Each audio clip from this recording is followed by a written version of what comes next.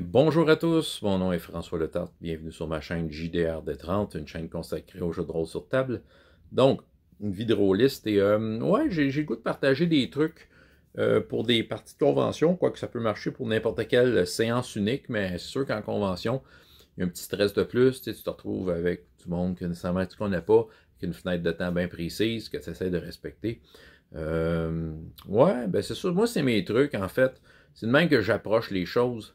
Euh, En fait, c'est ce qui arrive, c'est que tu sais, j'ai été à bien plus de conventions depuis les dernières années. Là. Puis c'est sûr que j'ai eu le temps de me pratiquer autant que des conventions en ligne qu'en présentiel. Puis c'est ça, j'ai eu le temps de me pratiquer, j'ai pris des trucs. Puis tu sais, j'arrive souvent maintenant en convention quand même vraiment en confiance de ce que j'amène. Puis je sais que ça va être une séance remplie et qu'il va finir à temps. Donc c'est ça, c'est souvent ça l'enjeu, c'est que ça finisse à temps et que j'ai l'impression que les gens ont pu avoir une idée de ce qui se passait dans l'histoire, qu'ils ont pu connaître le jeu amplement. Donc c'est ça, je vous partage ça de même. Hein? C'est-à-dire, ça marche pour moi, fait qu'évidemment, vous en inspirez ou non, c'est à vous de décider. Donc, premier truc, ça va être par rapport au jeu en tant que tel, le système et même l'univers. En fait, faut que tu maîtrises ton sujet. Ça, c'est officiel, je l'ai déjà vu, des gens qui arrivaient à des tables puis qui maîtrisaient pas leur jeu.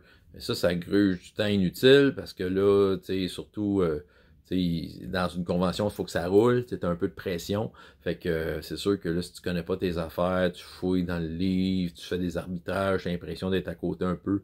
Non, faut que tu connaisses ton jeu. L'autre affaire par rapport au système de jeu, la mécanique, ben, si tu amènes un jeu qui est complexe, plus qu'il est complexe, plus que ça prend du temps, tu sais. Mais il va falloir que tu coupes un peu dans dans ton jeu. Certaines règles. Il va falloir que tu sois lousse puis que tu fasses des arbitrages un peu au feeling.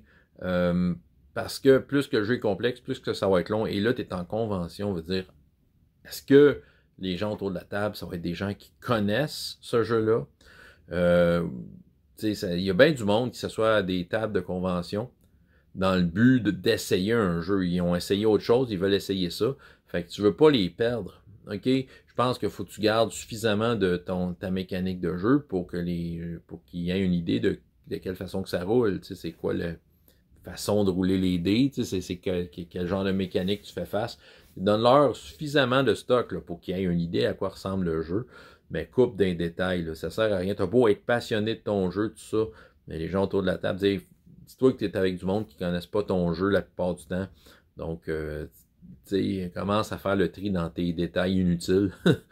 Pour ces gens-là, ils vont devenir utiles si tu joues avec tes amis puis que tu es assidu. Parallèlement à ça, l'univers de jeu, c'est un peu la même affaire, faut que tu maîtrises. Les joueurs, ils savent pas tout.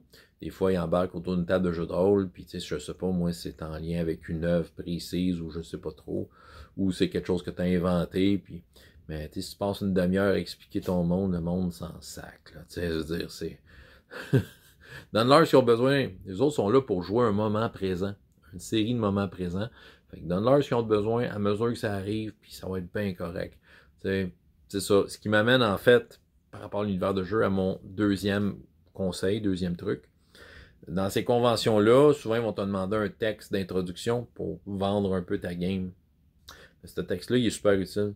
C'est là-dedans que je vais passer le plus gros paquet d'informations possibles que les joueurs doivent avoir en partant sur mais c'est qu'est-ce qui se passe, c'est quoi l'histoire, pourquoi tu viens t'asseoir à ma table, c'est quoi cette aventure-là. Donc vraiment, moi je donne l'info qu'il faut. En fait, je raconte la première scène bien souvent. La première scène, ok? Les joueurs viennent, s'ils ont pris le temps de lire le texte, ils viennent s'asseoir, puis voilà, ils connaissent la première scène. Qu'est-ce qui va se passer? C'est ça. Fait qu'ils sont supposés être en connaissance de cause. Souvent, je relis carrément mon texte avant de commencer une séance. Je pose est-ce qu'il y a quelques questions. Parfait, on part. Donc, c'est ça. Faut que ça roule. Fait que, tu sais, déjà, de toute façon, des joueurs avec l'information en main, c'est des joueurs qui vont agir. OK? Fait que déjà, dans ce paragraphe-là, il y a l'info de départ. Voici ce qui se passe. Voici ce qui se passe. Voici dans quoi vous vous embarquez. OK? T'es pas obligé de dévoiler tous tes secrets, mais tu peux être généreux en information dans un paragraphe assez concis. Il faut que le joueur, faut pas qu'il s'écœure avant la fin de le lire. Là. Mais c'est ça. Moi, souvent, je décris carrément la première scène du jeu est déjà là-dedans. Tu viens t'asseoir à ma table, tu sais c'est quoi. Ça fait penser à ceux qui ont connu ça, des vieux modules de Star Wars D6. Tu sais, il y avait comme le texte d'introduction qu'on pouvait s'imaginer comme dans Star Wars qui défile comme ça.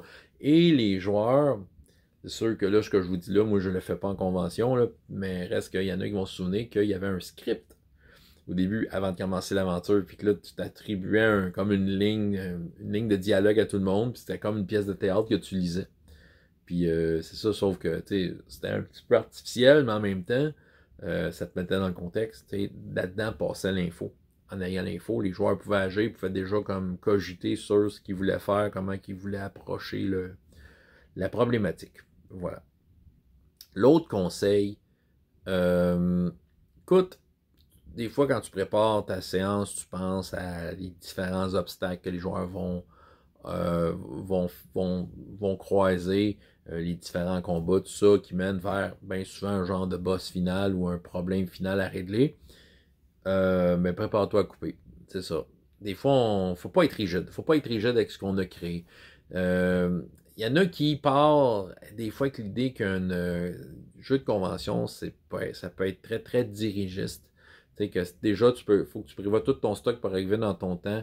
Mais non, pas vraiment. On peut laisser la liberté aux joueurs. En fait, là, je reviens encore à ça, mais donne-leur l'info, puis ils vont faire des affaires. Ils vont les créer, les problèmes, en fait. Fait que tu peux avoir plusieurs rencontres, même une rencontre géniale, mais ça se peut que même ta rencontre géniale, ils la fassent pas. Ça dépend de ce qu'ils vont faire. Mais si tu y tiens à ta rencontre géniale, ils vont la rencontrer, quitte à la coupler avec l'événement de la fin, pourquoi pas. Mais c'est ça, tu peux jouer avec tes pièces, tu peux bouger tes événements, les mélanger et en enlever. C'est ça. Faut que tu laisses quand même une certaine liberté aux joueurs. C'est comme si tu leur donnais une bombe au début qu'ils doivent désamorcer. Laisse-leur la chance de trouver la façon de désamorcer la bombe. S'ils ont de l'info, ils vont agir. Et en agissant, ils vont provoquer des trucs. Fait que tu vas pouvoir piger dans tes rencontres que tu as faites. Ben, quitte à ce que tout ce que tu as fait passe, mais en général, souvent, il faut que tu regardes l'horloge. Quand tu arrives dans la dernière heure, là, sur les 4, il faut déjà que tu penses à te rendre à la fin, là, puis à mettre peut-être des obstacles qui vont amener les personnages vers la fin. Mais attends-toi à ce que tu n'aies pas tout joué ton affaire et il ne faut pas que tu en sois déçu. C'est ça, le milieu, il faut qu'il soit très, très flexible. Faut que tu laisses la liberté aux joueurs. Et c'est ça. Comme je dis, on tasse des éléments, on en enlève. On peut même en ajouter. Il y a des fois, les circonstances vont nous inspirer quelque chose et pouf, tu fais apparaître de quoi que tu n'avais pas prévu du tout. Et ça va marcher. C'est ça. Tant que tu gardes en tête ce que le méchant veut faire et c'est quoi, qu'est-ce qu'il veut faire dans la vie et quels sont les moyens qu'il a pour y arriver. Voilà. Ça, c'est pour le déroulement. La feuille de personnage. OK, là, ça, c'est sûr, je ne vais rien apprendre à tous ceux qui ont fait des conventions. Tu arrives avec des pré-tirés. À moins que ce soit un jeu de rôle, que ça fasse partie du jeu, que tu crées ton personnage, ça, c'est une autre histoire. C'est correct. Mais la plupart du temps, il faut que tu arrives avec un pré-tiré. Le personnage, c'est une paquet de feuilles, c'est ça. Mais c'est pas ce conseil-là que je vais vous donner, c'est qu'en fait,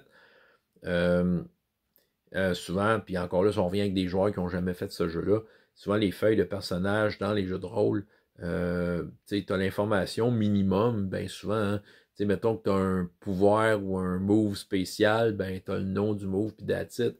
Dans un cadre de campagne, quand les joueurs sont là, qu'on a le temps d'expliquer ces affaires-là, qu'on a le temps de leur prêter le livre, ou qu'ils ont le temps d'aller voir sur Internet, ben c'est sûr qu'ils deviennent autonomes, puis juste avec le nom, ils vont s'en sortir, mais souvent dans une convention, tu n'as pas le temps de faire ça, tu n'as pas le temps de donner le livre, puis de feuilleter devant lui pour que tu ouvres la page, il ne connaît pas le livre.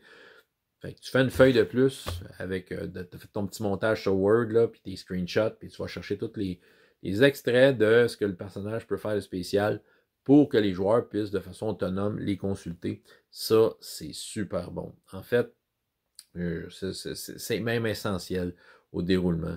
Au début, tu leur laisses un 5-10 minutes qui prennent le temps de lire ça, puis après ça, s'ils ont des questions, ils te les posent, mais au moins, pendant le jeu, tu vas les voir, ils vont consulter leurs trucs, puis s'ils veulent vraiment comme avoir, s'ils ont le goût de prendre de quoi, ben ils vont comme dire je fais ça, puis ils vont être tout fiers de te lire le paragraphe pour dire qu'ils sont supérieurs dans la situation. Tant mieux. Fait que oui, prends le temps d'avoir tes pré-tirés sur les feuilles standards, mais broche à ça une autre feuille sur laquelle tu auras les infos de ce que le personnage peut faire de spécial. Dernier comme conseil, ou du moins attitude que j'ai dans une convention, ça a un lien avec les humains. Hein. Évidemment, tu remercies tes joueurs d'être venus à ta table. Hein. Je veux dire, on est content. Je veux dire, souvent, on est content d'avoir du monde. Quand ça arrive des fois qu'on n'a personne. Mais quand on a du monde, il faut leur dire, les remercier d'avoir partagé ce moment-là. Mais pas juste les joueurs, mais les gens qui sont dans les organisations, ceux qui organisent ces trucs-là, il faut prendre le temps de les remercier. D'aller en voir un, serrer la main, hey, merci. C'était vraiment super. Parce que ces gens-là, ils en courent une shot. Tu sais, moi, je le sais, j'en ai organisé des affaires dans ma vie, des événements. D'habitude, c'était des trucs de musique, mais je pense que, tu sais, le niveau d'implication, je suis capable de me projeter là-dedans. Là. Ces gens-là, ils en courent une shot. Mais souvent, il y en a qui jouent même pas de la fin de semaine ou en tout cas du temps de la convention. Il y en a qui, des fois, ne font même pas une seule game et pourtant, c'est des passionnés. Fait que, tu sais, j'ai en tête, évidemment, Draconis. J'ai vu d'autres organisations. Mais, tu sais, Draconis, j'ai été témoin plusieurs fois. Fait que je prends le temps d'aller les remercier personnellement. Pourquoi? Parce qu'ils rendent possible ces choses-là, ces événements-là, ces rencontres-là, euh, juste pour le trip de faire du jeu de rôle. Hein. C'est ça. Puis moi, perso, j'aime ça donner un coup de main. Fait que, tu sais, souvent, là, c'est libre à chacun de s'impliquer ou pas. Moi, j'aime ça m'impliquer. Fait que c'est sûr que j'ai donné un coup de main à l'accueil, puis ramasser des trucs à la fin.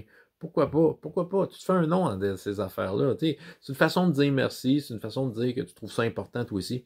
Même si tu as eu un. T'es juste venu à la base t'éclater à faire du jeu de rôle, ben il faut trouver une façon de remercier ceux qui rendent ça possible. Donc, ouais, moi je trouve que c'est un super bon conseil. C'est un super bon conseil, ça t'aide à te faire un nom dans des conventions, puis toujours le fun d'être bien accueilli parce que t'es quelqu'un de gentil. Bon, voilà. Fait que c'était mes petits conseils, mes façons de faire. Il y en a peut-être d'autres qui me sont pas venus, mais ça, j'ai pris le temps d'y penser, puis c'est là-dessus que je suis tombé. En fait, peut-être avant de conclure, en fait, j'ai fait cette vidéo-là, je l'ai faite en anglais aussi. Puis en fait, c'est une vidéo réponse à quelqu'un qui a fait une vidéo il y a 7 ans. Il va-tu faire le saut, mais qu'il voit quelqu'un faire une vidéo réponse. Ça s'appelait Rhaegar the Dragonborn. Bref. François Letarte, JDR Détente. Et jusqu'à la prochaine fois, ayez autant de plaisir dans la vie que dans les jeux. Au revoir.